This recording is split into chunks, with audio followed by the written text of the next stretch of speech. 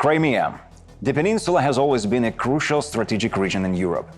It enables the control of the Black Sea waters and ensures influence across Southeastern Europe, the Middle East, and the Caucasus.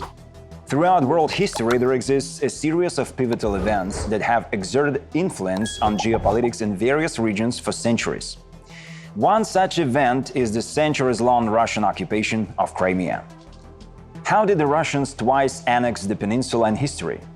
What did they bring to Crimea? Why have Muscovites been trying for over 2 centuries to expel the indigenous population, the Crimean Tatars? Today we will delve into the topic of Crimea.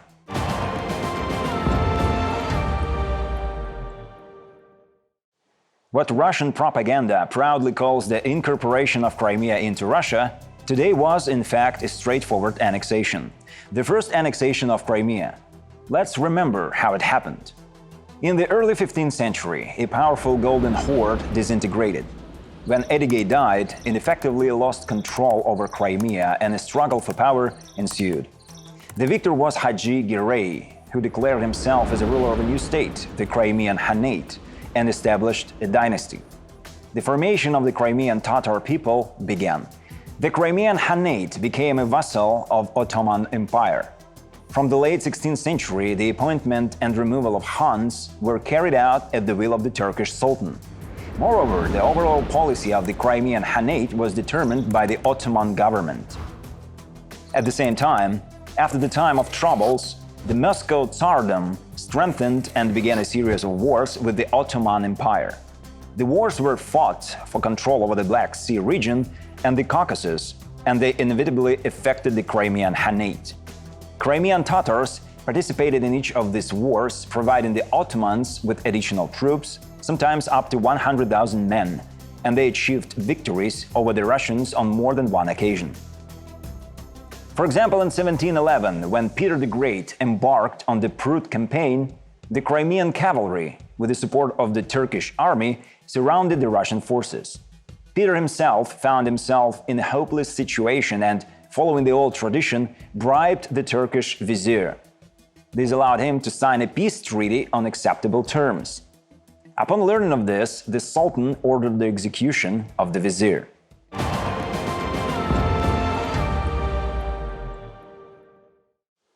But Russians continued to strengthen their army and did not give up their attempts to establish themselves in the Black Sea region. During Catherine II's reign in another Russo-Turkish war, the Ottoman Empire suffered defeat. Russian forces took control of the entire Crimea. In 1774, a peace treaty was signed. The Crimean Khanate was recognized as completely independent. Turkey and Russia committed not to interfere in the internal affairs of the Khanate in any way. But we know very well what Russia's commitments are worth.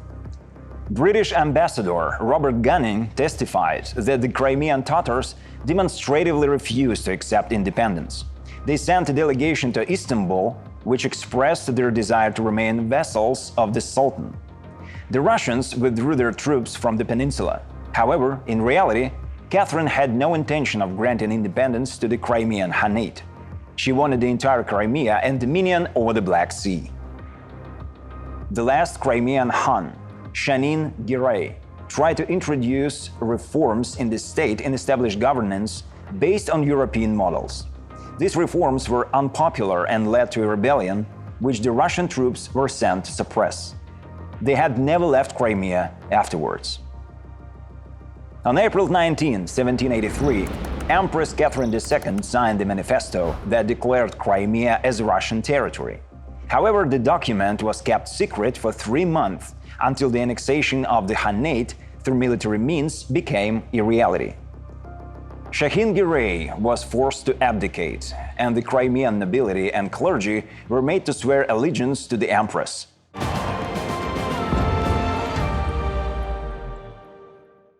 What did Russia bring to Crimea? How did they plan to use the acquired lands? Just like 230 years later, during the second annexation, Crimea was primarily viewed as a military base for further expansion and strengthening of Russia's presence in the Black Sea. It provided the shortest route to Istanbul, which the Russian emperors sought to conquer. A port fortress called Sevastopol was founded and became the base for the Black Sea Fleet. Crimea served as a massive resting place for Russian troops.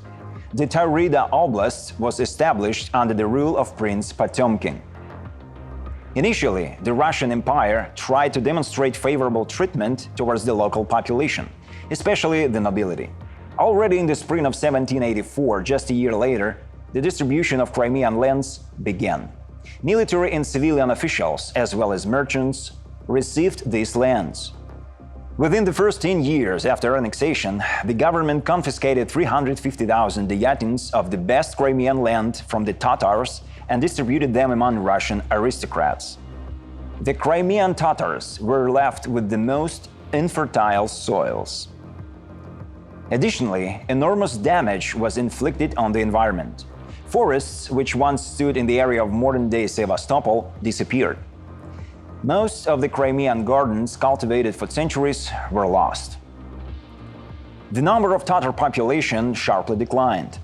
After joining Russia, Crimean Tatars massively resettled in Turkish territories despite the promised benefits and advantages. The history of the Ottoman state during that period is striking with its abundance of state officials and political elites of Tatar origin.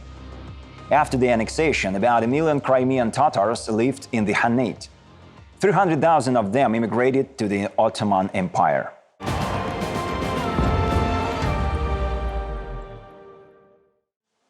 In Crimea, Russification began. Russian state peasants, retired soldiers, and Cossacks were resettled to the peninsula. The authorities did not hide their intentions. In one of the newspapers of the time, it was directly stated that to strengthen Russian rule, Crimea needed to be settled purely by Russian people. The Crimean Tatars, who remained in their homeland, became subject to exploitation and persecution. Water was diverted from Tatar settlements, ancient roads were blocked, and communal grazing rights were taken away. As a result, the nominally free Tatars became powerless tenants. The immigration of the Crimean Tatar elite led to the cultural degradation of those who remained in their homeland. Several waves of forced immigration resulted in even representatives of elite groups, the ulama and muftis, often being illiterate by the end of the 19th century. As the conquerors displaced the Crimean Tatars, they also seized religious structures. Before the annexation, there were over 1,600 mosques in Crimea. Some of them were destroyed and others were converted into Orthodox churches.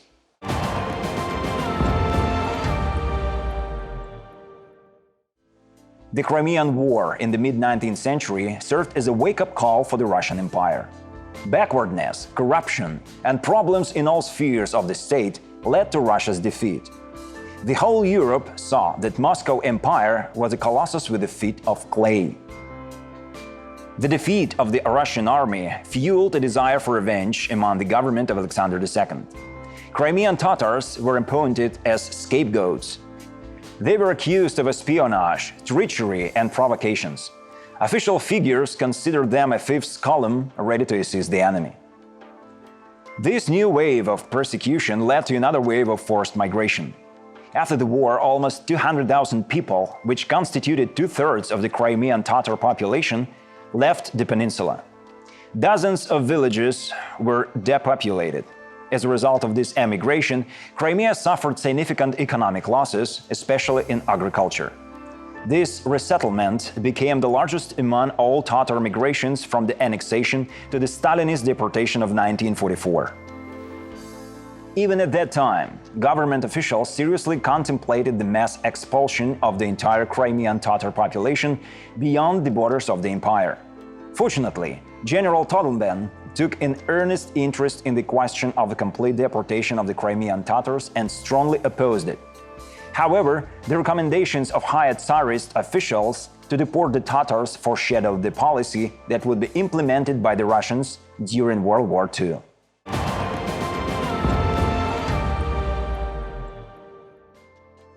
The February Revolution of 1917 led to a surge of liberation movements in the national peripheries of the empire, and Crimea was no exception. During the Congress of Representatives of Crimean Tatar Organization, a decision was made that the future fate of Crimea should be determined by the Kurultay of Crimean Tatars. Kurultay is a national assembly, the highest representative body of the Crimean Tatar people. The Muslim Executive Committee organized elections in which all Crimean Tatars over the age of 20 participated, including women. This was the first instance in the Muslim world when women were granted voting rights. In several Muslim countries, these rights are still not present. The Kurultay was convened at the Khan's palace in Bakhchisarai. On December 13, 1917, it proclaimed the Crimean People's Republic the world's first Muslim republic. For example, the Turkish Republic would be proclaimed only 6 years later. The head of the government became the public figure Nauman Çelikcihan, who also authored the national anthem of Crimean Tatars. However, the Soviet authorities did not recognize the new Crimean Tatar state. Within 3 days, revolutionary sailors seized Sevastopol and launched an offensive on other cities and settlements. Bolshevik military units outnumbered the defenders of the independence of the Crimean Republic.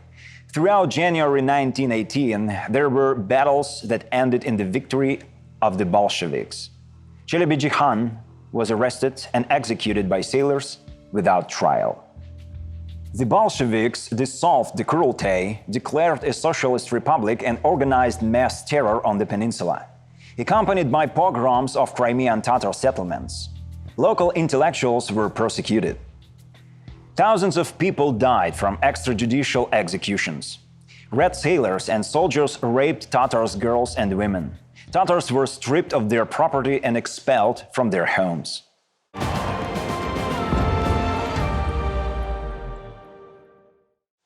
After the terror, famine followed in Crimea. In the years 1921-22, famine engulfed many provinces in the Volga region: Kazakhstan, Bashkiria, and southern Ukraine. The Leninist system of prodrazverstka requisitioned and simply punished the peasant population by taking away all the products they produced. For Crimea, famine became another national catastrophe. About 75,000 Crimean Tatars died from famine. This constituted more than 15% of the total Crimean population. Child mortality in Crimea reached an astonishing 30%. After the conclusion of the Civil War, the Crimean Autonomous Socialist Republic was formed within the RSFSR. On par with other nationalities in the Prison of Nations, Crimean Tatars experienced all the benefits of the Soviet system. Collectivization eradicated private ownership, and the rural population was herded into collective farms. During the campaign against the kulaks, hundreds of Crimean Tatars' families were deported to Siberia. The famine of 1932-33 barely affected Crimea.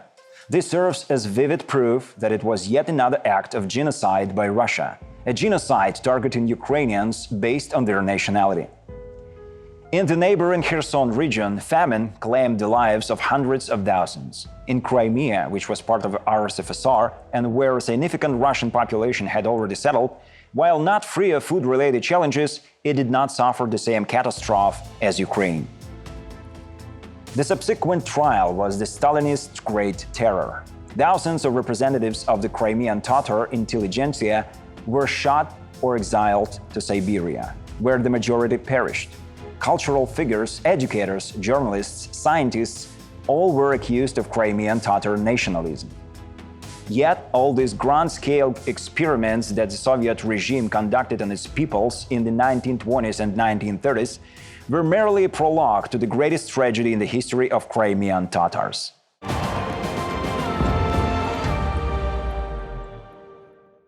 May 18th. Every Crimean Tatar knows this mournful date.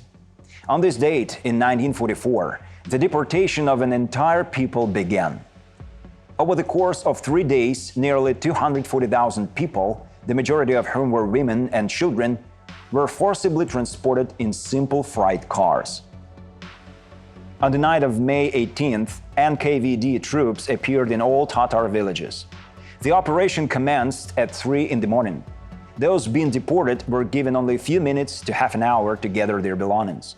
They were allowed to take personal items, household goods, and food. The absolute majority of the property of Crimean Tatars was left behind and confiscated by the state. According to the eyewitness accounts, those who resisted were shot. They killed even disabled individuals and elderly people who couldn't walk on their own. For several weeks, people were transported in overcrowded freight cars and suffered from lack of food and water. Due to the horrific conditions and unsanitary environment, during this journey, around 8,000 people died. They were buried at rare stops right beside the railroad tracks. On July 4th, Stalin was informed that the resettlement was completed. Afterward, NKVD personnel discovered that they had forgotten to deport a few hundred Tatars in the Arabat Spit area. They were put in the hold of an old ship and drowned in the sea. Those who tried to escape were shot with machine guns.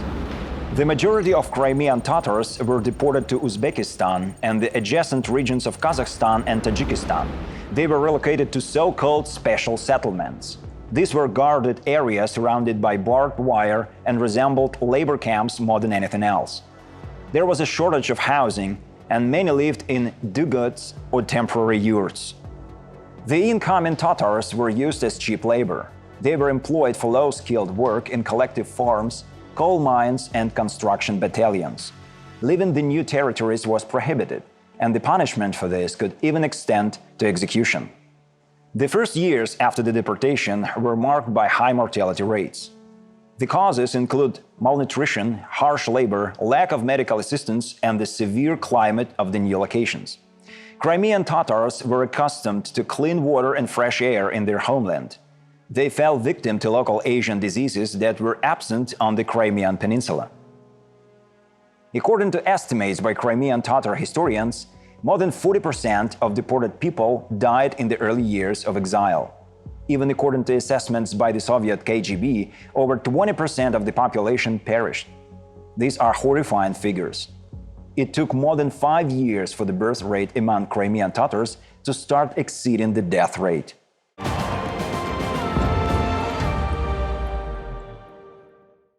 The preparations for the deportation were initiated even before the liberation of Crimea from the fascists. The operation for eviction was developed under the guidance of Lavrentiy Beria.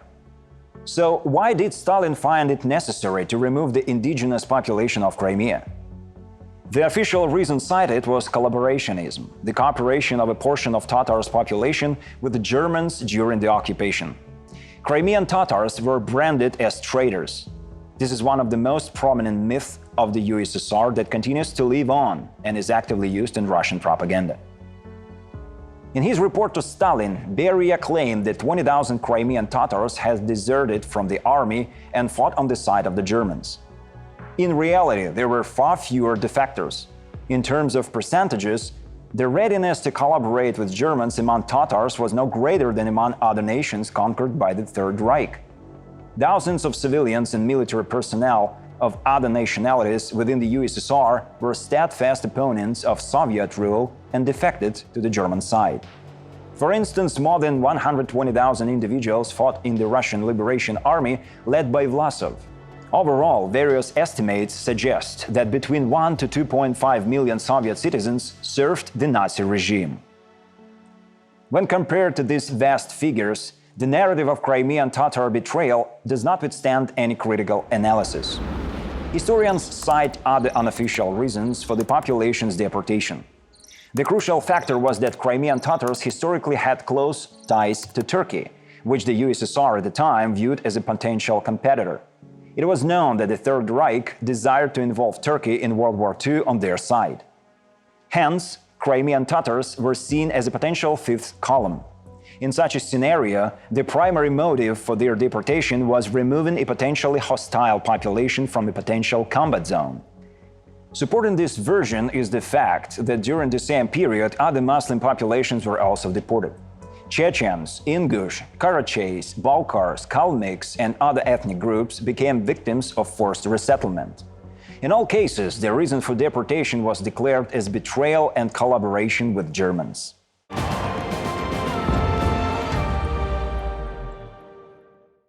Immediately after the deportation, the Crimean Autonomous Republic was abolished as unnecessary.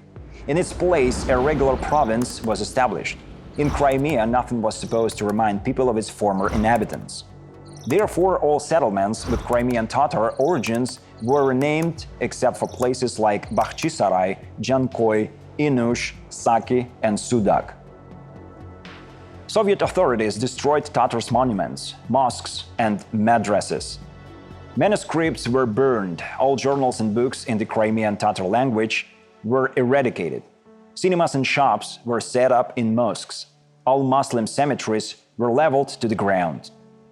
Russians were resettled in Crimea. Within 6 months, 65,000 settlers arrived. They were provided with financial assistance, debts and taxes were written off. Clothing and footwear were provided to the most needy. Settlers were placed in the vacant homes of Crimean Tatars. By the end of 1944, only 380,000 people remained in Crimea. The next census, in 1959, showed a population restored to 1.2 million, but in a drastically different ethnic composition. Russians constituted over 70% of the population. Crimean Tatars had disappeared from the statistics entirely. In exile, children were deprived of the right to learn their native language, and the Crimean Tatar people had no press in their language. Discriminatory policies toward Crimean Tatars caused immense harm to their language, to the extent that UNESCO included the Crimean Tatars language into the list of endangered languages.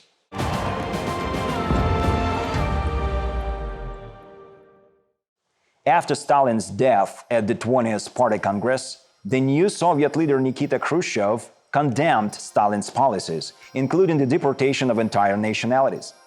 Many peoples were allowed to return to their homelands, except for the Crimean Tatars.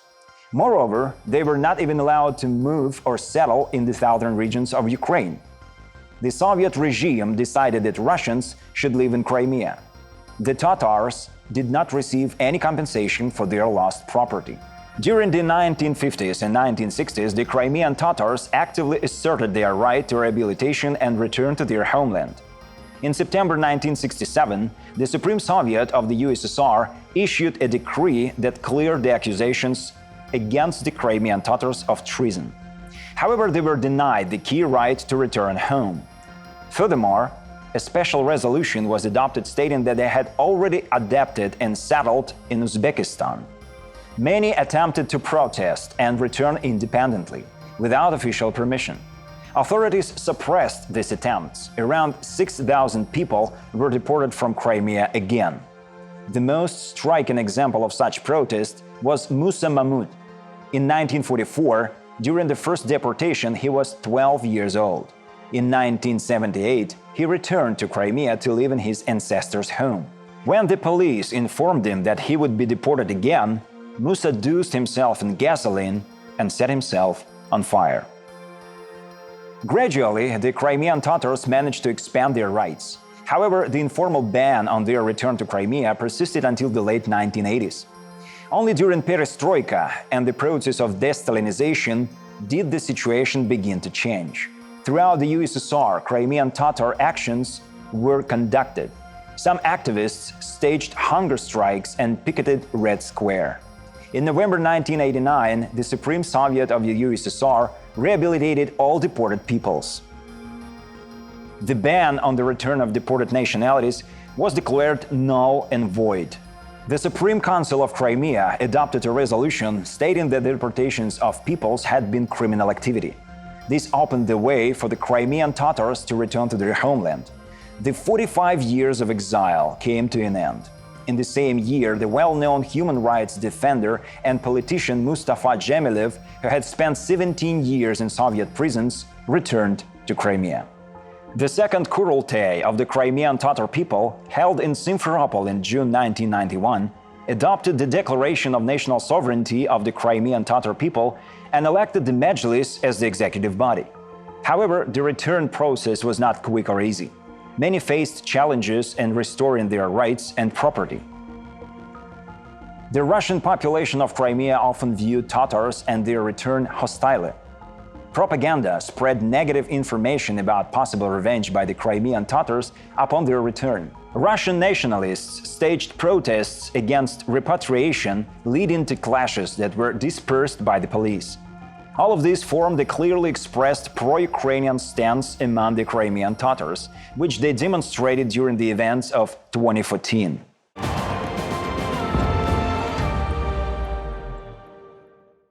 In 2014, Crimea was once again annexed by Russia, this time from Ukraine. In February 2014, the Majlis became the sole organization on the peninsula that resisted the annexation. On February 26, clashes between Crimean Tatars and pro-Russian activists and provocateurs took place during a demonstration near the Crimean parliament. This day marks the beginning of Tatar resistance against the new Russian occupation. On February 27th, the head of the Majlis, Refat Chubarov, declared non-recognition of the government led by Sergei Aksyonov, as it was formed after the takeover of power by Russian special forces. He called for boycotting the so-called referendum on Crimea's status. Chubarov appealed to the President of the United States to protect Crimea from ethnic cleansing. Former Majlis leader Mustafa Dzhemilev attempted negotiations with President Putin. However, the Russian authorities failed to sway the Crimean Tatars to their side. The Majlis did not recognize the annexation of Crimea and reaffirmed its recognition of Ukraine as a sovereign state within the borders of 1991.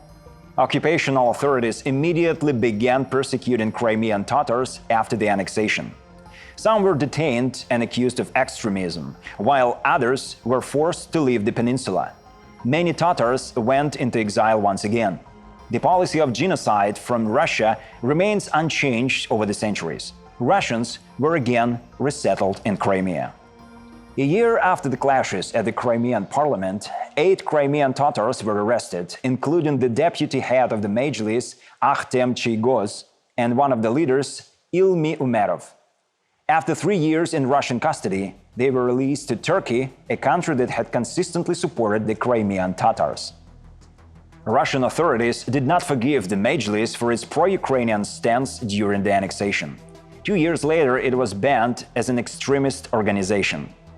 After the ban, law enforcement gained complete freedom to persecute Crimean Tatars.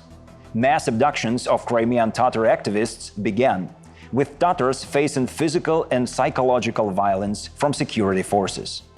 Following the Majlis ban, criminal cases were widely fabricated. Dozens of Crimean Tatars were accused of collaborating with Muslim organizations or extremism and sentenced to lengthy imprisonments. Mass persecutions also affected Crimean Tatar women. Russian media and social networks depict Crimean Tatars as a small and insignificant minority in Crimea, downplaying their historical significance. Propaganda portrays Crimean Tatars as extremists to justify their persecution. Russia's ultimate goal is to assimilate them and strip them of their rights.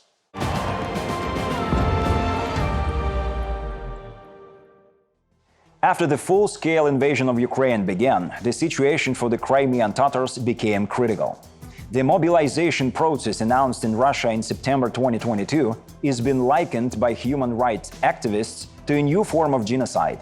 They assert that disproportionately more draft notices were issued to Crimean Tatars than to Russian population. According to the estimates of the organization Crimea SOS, around 90% of those mobilized on the peninsula are Tatars.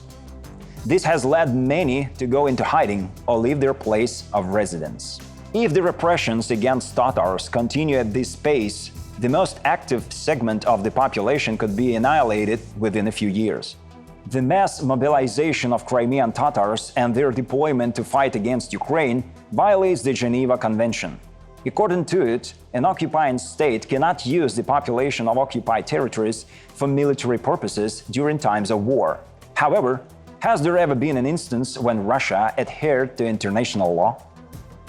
The entire history of Russian presence in Crimea shows that wherever Russians appear, repression, genocide, violence, and obscurantism follow suit. In this paradigm, Crimea becomes a litmus test. It is a vivid example of what happens to a territory when the infamous Russian world takes over. For the long-suffering Crimean Tatar people, positive changes can only begin after the liberation of the peninsula from Russian occupation. And there is no doubt that this will happen. To be continued.